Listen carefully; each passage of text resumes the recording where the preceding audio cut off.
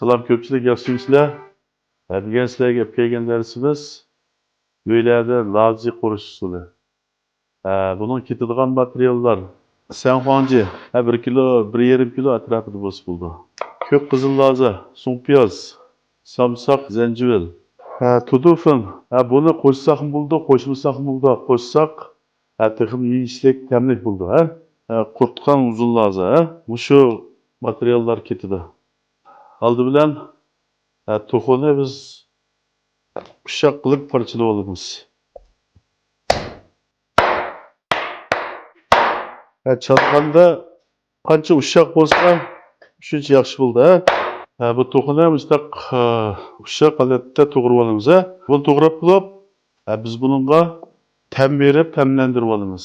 Biz aldı bilen tuz, vijin, singcho.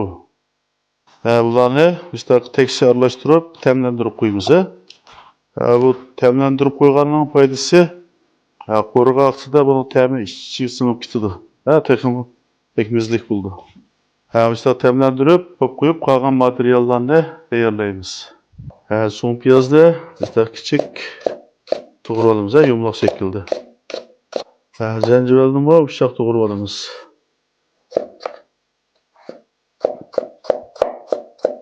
Samsakni ushoq parchalab olsak bo'ldi. Zanjibil samsakni bu shaklga keltirib to'g'rab olamiz. Ko'k lazi bilan qizil lazni buni kichikroq qilib to'g'rab olamiz. Bo'lmasa samsakmi bo'ldi, buni faqat rangi chiroyli bo'lsin deb ishlatyapmiz. Ko'pchilik hamda bizning tayyorligimiz bitdi. To'xuni tamlantirib ilib oldik.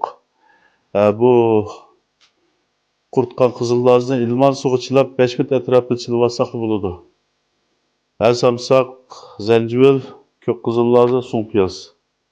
Hamda qozon beshini o'tib, qo'rishga boshlaymiz. Qozonga oldidan moy quyib, ozroq shakar quyib olamiz.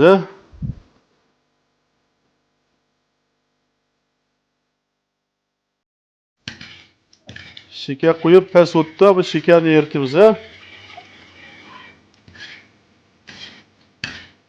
Şundaq eritib, şekerning ko'pigi chiqqandan keyin xo'ja bilan zanjibilni silib, oqidan to'xini solamiz. Xo'jani qiziq moyga solsak, xo'janing muzlik purg'i yaxshi chiqadi. Bu ko'pigi chiqqanda solamiz.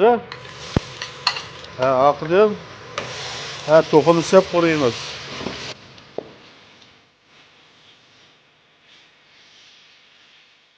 Qo'rib, to'xuning suvi tugiguncha qo'raymiz.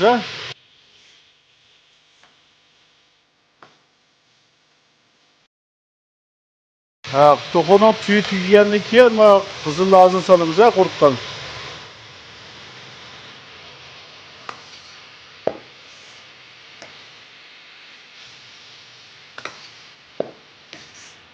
Buningga hamda tuz solamiz, tuz. Akmoş.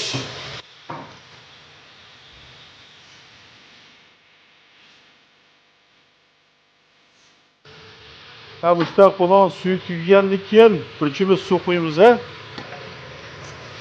Suv qo'yib, davomli suvni qaynatamiz hamda. Bu suvni qo'rib, suyu tugab, yig'i qolg'oqida taqsiga olsak bo'ldi. Bu vaqtda biz tudufini sevitamiz.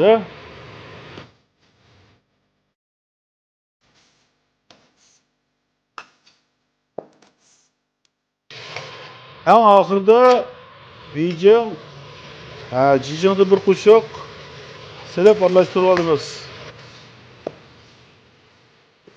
Arqadan ko'k lazi, qizil lazi, samsak, so'ngpiyoz silib 30 sekund aralashtirib olsak bo'ldi.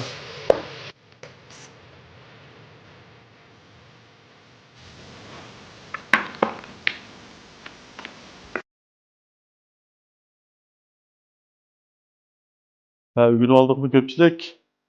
Bu qo'rbining alayligi intayin yeyishlik ichiga tudufini aralashtirgan bu xonim qizlarning, uşaq bolalarning yeyishiga pek mos keldi. Bugun olgan bo'lsangiz yurak berib saqlab olib, yaqinlaringizga avattiringlar, ularga foydalanib qolsin.